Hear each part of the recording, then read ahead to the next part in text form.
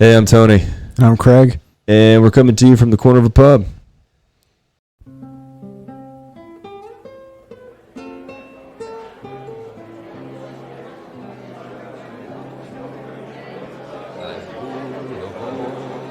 As the sun was setting on the bright meadows of Shelby, a rebel hand set the heavenly. So you said something the last time we were together that, was it John Adams? Talked about referencing that it's going to take a moral foundation to make the type of restriction on government work that they had. Yeah, a religious and moral people. Yeah, so it's going to take a religious and moral people, but they were not trying to establish a religious and moral society, but it was going to take that to maintain it. Right. Right. So the Constitution has an assumption of a moral foundation because it talks about rights given by a creator. Mm-hmm. It doesn't explicitly say you cannot murder or steal. It doesn't list the 10 Commandments in there. But those things were an assumption, right to life, right to liberty, and all these things. So I want to know how you feel about this. So, we even see it in the Bible when Israel says, hey, we want a king. We want to be like the nations. So they were saying that they didn't like the way the judge system was going, where God was in charge and the judges were there, because some of the judges would screw up. Right. Samuel's kids were screwing up at the time. We want a king like the nations. And they were saying, give us a king, so that the law would now be relative to this guy who is king, because it was not open to debate. It was going to be a dude. And he was going to make the law. And yet they were also wanting to be like those people who didn't have the moral foundation. Right. So here's my question for you. So if that's the case, and we recognize that to have liberty and to have something like the Constitution that's in place to limit the power of the government, and you have to be a religious and moral people, we couldn't flip that switch today without a mass amount of consequences. Because when we've done something wrong for so long, when we turn around, it's going to be like a train hitting us. So what's your take on that? How do we get there? How do we get there? Yeah. Oh, this is good, because I heard someone ask, they asked Norman Horn from the Libertarian Christian Institute about when is the time for, separation versus reformation. So if you can't reform something, you decide you just have to separate from it. Right. And I think that the idea that that there could even be one event that is the moment or the time, some sort of switch that begins a whole process on a huge level, I think that's probably the wrong focus, because that moral and religious people, what he's talking about is a self-governing people. So I think the whole thing starts with people governing themselves. And a lot of the problems that you see is when people are encouraged to not govern themselves. Don't worry about providing for you and your family. The government will do it for you. Don't worry about getting medical insurance or medical care. We'll provide that for you. And the we will provide it for you, being the government, is providing it for you at cost to the taxpayers. Now, when you have people who are willing to say, no thanks, not interested, I'll take care of it myself. Well, that's one less person that's drawing on that system. With Obamacare, you lost the ability to do that, to kind of opt out of that stuff. So, I mean, that's now you have a government that's not just saying, if you fail to do something, well, it's okay. We've got the safety net under you. Now you've got a government that's saying, we're not even going to give you the option. We're not going to give you even the chance to fail. Because how many people that are governing themselves are going to fail? Most of the time they're not. Now, there's going to be we're all limited, so we're not going to see everything that's coming at us. We're going to make mistakes, and you know what? Natural disasters are going to happen. Hurricanes are going to happen. Pandemics are going to happen. What? But it's the same thing with businesses that were going under during the pandemic. Is it their fault that there's a pandemic? No. Is it their fault that they're not prepared? Yeah, it is. Now, are they encouraged to have a business model based off of debt? Yeah, there's a lot of encouragement for that. But at the end of the day, whose fault? No one's making you do that. Now, there's other factors at play with inflation and with anytime that you have a fiat currency, you're not.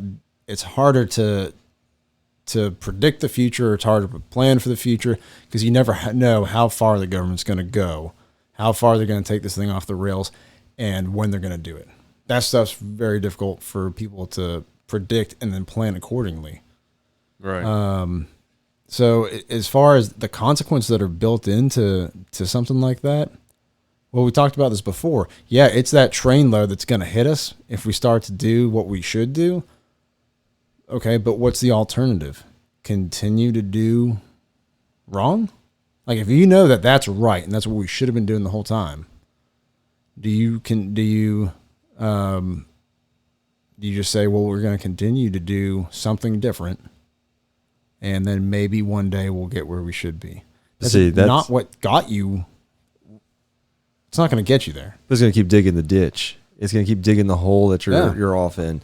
So, and to me, that's the issue, is that we've really got it, and I hate to keep bringing him up, but you created a monster in me when you gave me a Tom Woods book. But, awesome. He gives the example over and over, like, as long as you put like this mask on it that, hey, it's for a good cause, and everything has a noble appearance, then it gets passed through.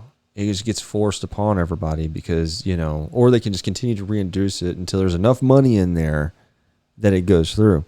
So the issue to me, though, is that you gave great examples, not just of economically speaking, business speaking, but even, cultural and moral, what you normalize to, especially is going to be embraced by this next generation. And so now we've got this system of not having the choice. My kids think quarantine. They think that's a normal word. Right. They think the idea that they could tell us, hey, you're going to have to stay home, and they're going to patrol your neighborhood and make sure you stay home. And they think that's normal. And finally, one of my kids asked me, he said, what was it like the first time you did that? And I was like, this is the first time. It's never happened before. And long story short, in this day of low information, but being barraged by low information, it seems like that the interpretation is now selective relativism. You can easily be on either side of a constitutional issue, and you can tune into your news source that's going to just help you identify with that. And I don't know if you read the quote from the Dilbert author this week that no. I think it was him. He put it out, and basically he says, here's the red pill you don't want to swallow, whether you're on this side or that side, Republican, Democrat, I guess, is that you go to your news source and you're informed of what your opinion is. It's given to you. Your opinion is decided for you because you're not digging any deeper. You're not looking at it.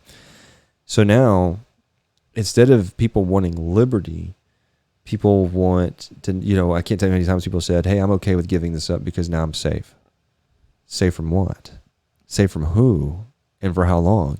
And it's that in front of the headlights thing. And so now, why are we surprised when we deal with the culture that comes back and says, hey, this is, the Constitution's a living, breathing document. It's meant to be changed and modified. That's why they put amendments in there. It was supposed to be a restricting document, but it's relative to what you want. If you're a Republican and you want to be able to exercise what you want to for economic gain, then you can do that. If you're a Democrat and you want to use it for the type of gain you want to, and I have a hard time seeing the difference between both of them. I'll show you in a little bit an example of that. But either way, it's relative. You can twist it and move on it now because no one's willing to face that train anymore. Nobody wants to make it right. They want to keep going down this road because it's easier. Turning around and say, no, we can't do this anymore. We got to stop. That train's going to hit us, and it's going to suck. But nobody wants to go through that 10 years of economic disaster and bringing things out. Instead, they want to continue down and create a longer-term economic disaster, long-term moral disaster, and really, I would even dare say a governmental disaster, as we're losing common freedoms. I had a conversation last night. My kiddo said, hey, we had to go pick up one of my daughters late last night. Said, hey, what time does the government say we have to be home? And I stopped. I mean, we were backing out of the driveway. I stopped. We were still in the driveway, and I looked at her and said, do what? She said, yeah, what time does the government say we have to be home? And my first question was, why would you think the government tells us what time to be home? She goes, well, I just assume. I mean, they told us to stay home in a quarantine. I guess there's a time we're not allowed to be out at night. And that blew me away that she had normalized to that. So if I didn't correct that, how is her interpretation of news stories as a young adult going to be relative to her when they talk about a constitution? But all that, to double back around, all these issues, how do you handle it when there's not a religious and moral foundation across a majority of the population? Now what happens? You dial all these things back, defund the police, all these things they want to do. What happens when there's not a moral and upright society to take on the responsibilities generationally? Well, I think that's the importance of education, not just when those moments come, but it's got to be constant, and not just for the purpose of staving that off, but that is what we ought to be doing. We ought to be growing. We ought to be learning. We ought to be teaching our kids, because that's going to be the next generation. And if they don't have a good foundation, if they grow up thinking the government decides what time you have to be home, maybe they decide what time you have to go to bed, if that is all normal, then, and now there's this false foundation. And I mean, that's your job. That's it's so hard to know what are the things you need to proactively teach the kids, because, all right, you have great minds that come and they work on things and they develop these ideas that people build off of for generations. Well, you don't want to have to go all the way back and start and go through all that stuff that took generations to build. Yeah. But you don't, I mean, what happens if you miss it? What happens if you move forward with a false assumption? So now, okay, so go ahead and put a child into an environment where they're only being fed one way of thinking. And now you've got to counter that. All right, well, that's, how much time do you have with your kids, really? Yeah. Because I think about how long it's going to be till my oldest turns 18. Well, it's going to be less time than she's been around on this earth. Like, all right, we're already past the halfway point. Yeah. And how many other things are going to come into play? So now you have to play with this economy of time. You realize that the clock's ticking.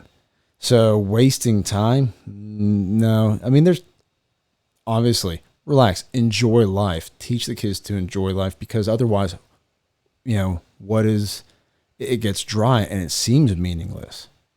But man, there's so much goodness to be had that's built into this life, but you're going to lose it, because then you're going to be thinking, how much fun can you go out and have after 9 or whenever the heck the curfew is? And I don't know. I think that's a big issue you run into, is that you've got these extremes, but okay, I'm just going to throw this out there. Through that whole pandemic thing, and through the riots that happened, to me, it really unmasked a lot of things that we already had talked about. We had already seen that, hey, this is not the way it is. But it unmasked a lot of things. It unmasked the true motivations behind so many people. People didn't want to have a conversation. People didn't want to progress. People were looking for justification, regardless of which side you're on. Mm-hmm. And you couldn't make a comment because, so let's say in one point you call the riot a riot. Now you're a racist. Well, wait, no. I want to make a difference, but I don't want to burn down 200 businesses, or you're racist. But on the flip side, you're like, I don't agree with law enforcement, and I don't agree with the way it's been handled nationally and the way it's going. I think that was a horrible thing. Now you're a cop hater. Mm-hmm. So I can't have a conversation at all. we left being data driven, analytically driven for such an evolved society, as it likes to tout itself.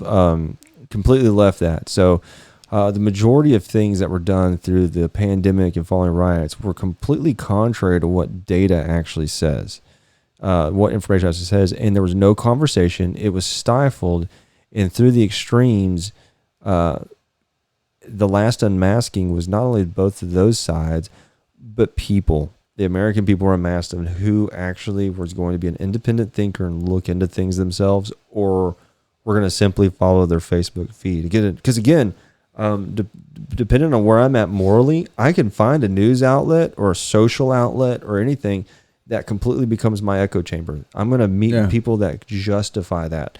But how many people were willing to be wrong and go research and find out? There was so few. And I don't speak that I know all. So if we couldn't handle an issue like that, then something like constitutionalism, something like liberty, something like all these things, we're generations deep now of not knowing what civics are, basically, not knowing what these founding things were. Again, when was the last generation that even knew there was such thing as anti-federalist papers? Right. And now everything is relative to you. Your social media is customized. The marketing is customized to you through data science. I mean, everything's customized to you and your common group of people. Then you're just going to be on your side of it. And I would dare to say that's why we find the issue we do with Republicans and Democrats. Mm-hmm. The Republicans talk a different game that plays to a group. Democrats talk to a different game that plays to a different group. But at the end of the day, I have not seen action from either one that really differentiates the pair. And you don't have a society that's willing to dig in deep and go, what's the voting records say? Okay, this is what they said, but what's the real issue going on? Hey, let me find a primary source and read about it. No, they just keep scrolling on the feed. Right. And that's all you get is a 30-second headline. So to me, that's the great debate now, especially Joe Jorgensen's running for the Libertarian Party. Mm-hmm. That would be something that would speak to me as, wanting to rope in the younger people. Not that I'm young, I'm not, but let's speak about how we get there. It's great to say, hey, this is what we need, but how do you get there and get buy-in from a society that doesn't want to take on responsibility now, a couple generations, because it's relative to my comfort, doesn't want to take on consequences, doesn't want to take on the cost, right? But would rather go and keep going down this destructive cycle because for today it's convenient. To me, it's like Drew Carey. He said he hated how cold it was in Cleveland, so he'd stand outside in the winter spraying hairspray. He's like, screw the grandkids, I'm cold now. Right. Yeah, that's where we're at, isn't it? Right. So to me, that was my question is, I think relativism sucks when it comes to something like that, is I want to have the freedom to have what's needed to me, but I think it can have a double edge on that, is that, okay, now it's relevant to convenience. Wait. No, liberty meant that what I need in my life is not the same thing as somebody on the other side of the United States needs. Their rules won't fit me, so I need to be able to live free and have the liberty to do the things that are good relative to me, but instead now I think it's become relative convenience.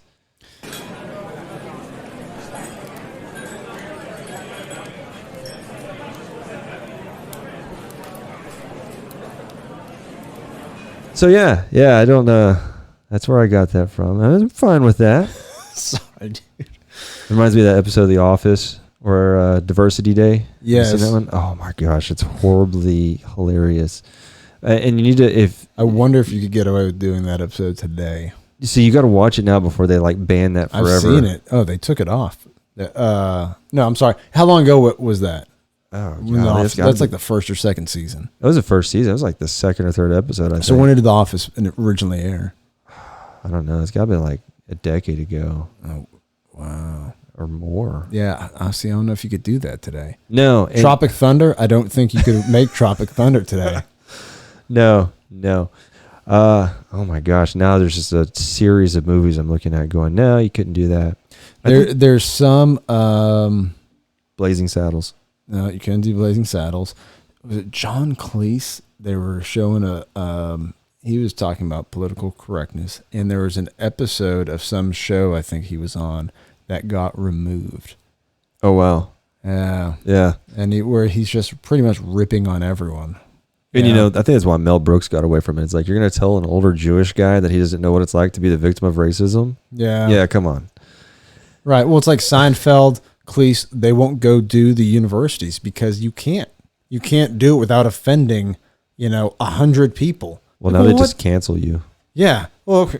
You're gonna cancel Jerry Seinfeld, which Larry King found out you can't. No one cancels Jerry Seinfeld. And but I mean, good luck with that. I mean, that's why you still have a lot of that great comedy still out there on YouTube, but so for how long? There's a video on YouTube. These guys, I was going to put it up here today, but they asked not to do that because they're trying to make a living off of that. And I respect a business. They had purchased the old stock footage of comedians back in the day. Yeah. George Carlin, 1965, black and white. And I watch it, and you know what his first rant was on that show? It was about protesters not knowing what they're protesting about. Like, oh, wow. That's relevant today. That's prophetic. Yeah, it was fantastic, and I was going to show that. And I don't know. That's the whole thing on this, is that if we can't talk about it, we can't joke, and we can't come to some consensus like, yeah, okay, this actually exists. Is there racism? Yes, there's racism. Unfortunately, there's always going to be some in some version that we'll have to tackle. It's just going to have to happen. There's assumptions there.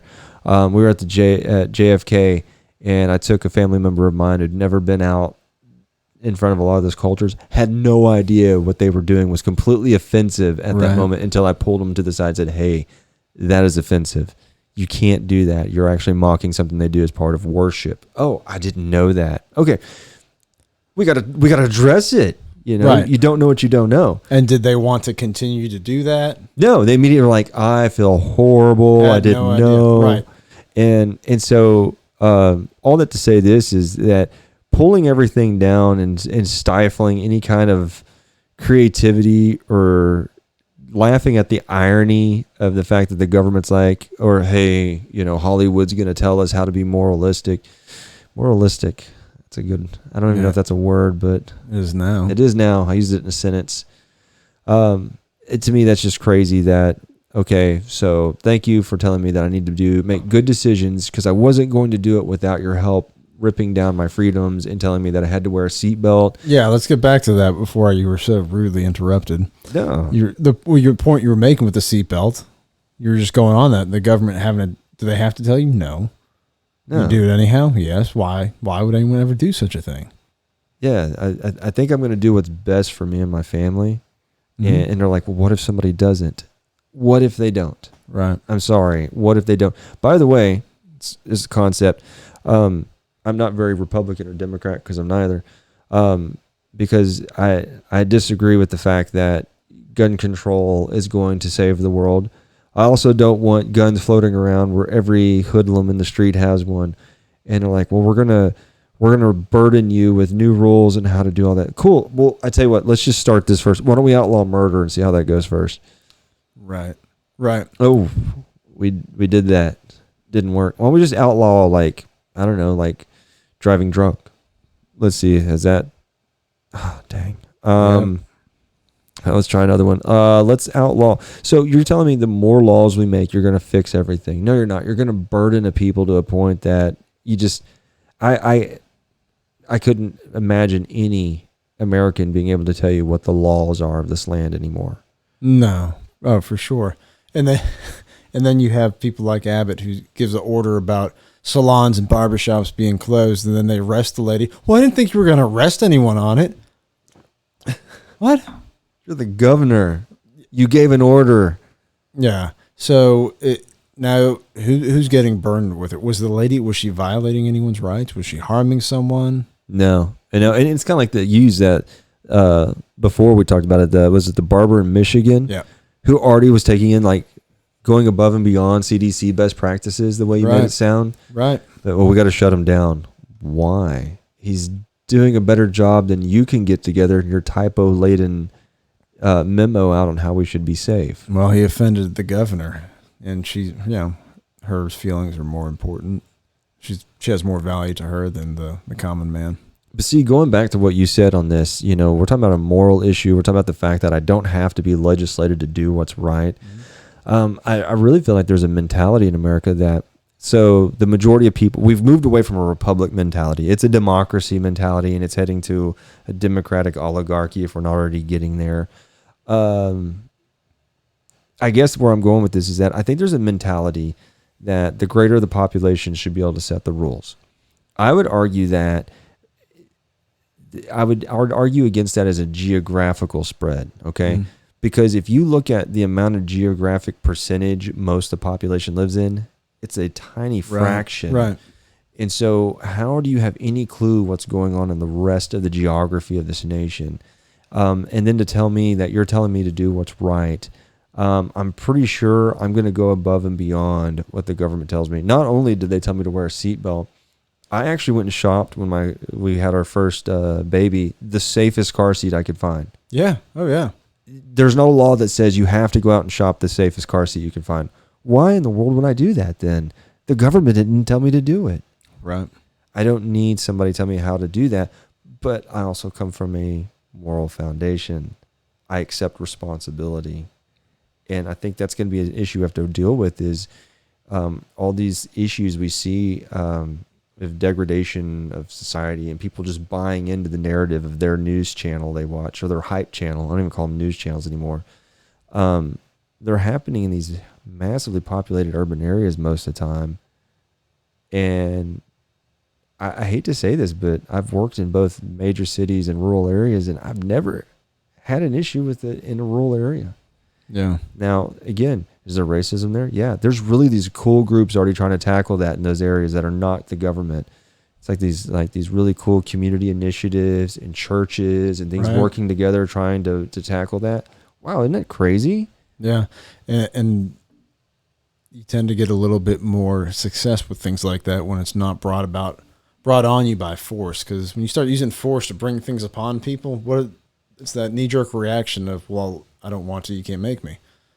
Yeah. And which is, I think, a good spirit to have in some cases. It's the same thing with a obstinate child. Hey, don't touch that stove. Well, I want they're to. Totally just reaching out now. Like, I've watched my kids. Now. Don't touch that, and then you just see they're staring at you as the hands slowly moving towards it. Like, what in the heck is going on? Okay, you know what? That could be good at some point. That spirit of saying, I need a good reason. Yeah. All right. Well, we can work on the reason being because your mother, your father said that should be a good enough reason to start from. We can work on that. But all right, you can't. It's hard to build that spirit into somebody. Yeah. But that's going to come from what kind of environment are you in? What kind of culture has been developed around you? And if you have a culture where everyone's working hard and everyone is relying on themselves and making use of their time and their faculties, then that's going to encourage you to do the same thing. So when you start to handcuff people, now it's harder for them to go ahead and do that when they're taxed so much. Well, I can't go out and start a new business because so much of my income, the reward for my labor is taken by the government. Yeah. Well, you know what? I would have this money, except it's gone to this to get squandered, wasted, or spent on things I don't even agree with. Yeah. And, I actually had a conversation right on that. That's with a counselor that moved here from California. Guys, he's a chaplain. He's a counselor, licensed, teaches at a college, working in our area. He's actually trying to focus on ministering to first responders. Really neat guy. And he said, coming from the darkness of what we faced in California to here was huge. And we had this conversation on, just, I don't know how to put that, just really what you said too, the double standards that are there and having things laid on you that you don't agree with and that you can't work through because it's put on there just universally. Right. And we ended up having a conversation about the fact that, things try to be legislated when there's people behind there working. This guy's a great example. He's trying to work to resolve issues that we've already recognized are there. He's actually been working on it far before 200 some odd businesses were burned in Minnesota, before they were burned in other cities. You know, and now you went from something everybody agreed about. You know, there was the guy was murdered by police officers there laying on the ground. Yep. I get that. Yep. Everybody agreed on that. I don't think there was anybody who said that was okay. Right. And then it turned into something that was so ridiculous that it just slammed the conversation, and the rule was coming out that, well, we got to see the true colors of where our politicians stood on this. You know, hey, we're going to make new rules on this. We're going to make new rules on that. Everything's okay now. Burn it down. We're not going to stop. We're going to step in. I mean, just nobody knew how to handle it. But yet I talked to this guy. He's 20-something years into trying to handle some of these issues, and nobody told him how to do it. He just knew there was a need, and he met it. How about that? Yeah.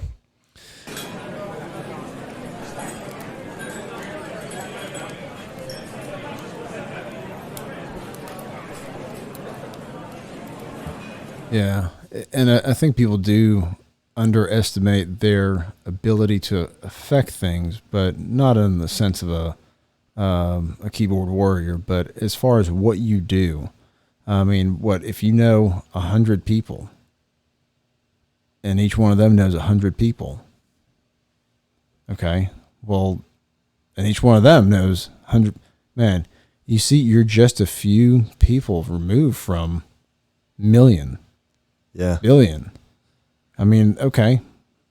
So now suddenly realize that what you do, it does matter, but it's not what you do in terms of regurgitating what you got off of some media website, but how about the way that you go about your life? Because if you go about, say you bring some kids into the world, but you don't want to be a parent.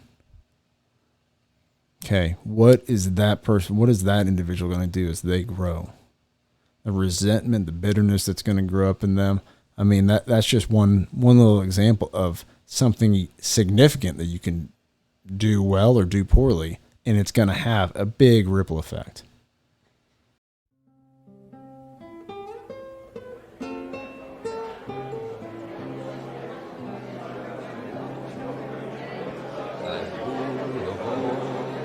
As the sun was setting o'er the bright meadows of Sherman.